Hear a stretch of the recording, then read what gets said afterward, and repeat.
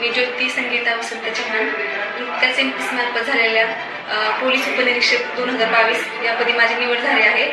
आणि माझ्या यशामध्ये माझे आई वडील, माझा पूर्ण मित्रपरिवार आणि महाराष्ट्र प्रबोधिनी आणि विजय राज सर यांचा मोलाचा वाटा आहे।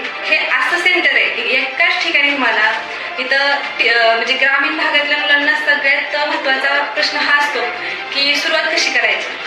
तर तुम्हाला एका विद्यार्थ्यापासून अधिकाऱ्यांपर्यंतच्या प्रवासामध्ये जे तुम्हाला सगळ्यात महत्त्वाचं दिशादर्शन, तर असा स्टाफ आहे की जो मुंबईवरून, नाशिकवरून, पुण्यावरून एकदम बेस्ट लेवलचा स्टाफ तिथं आले आहे।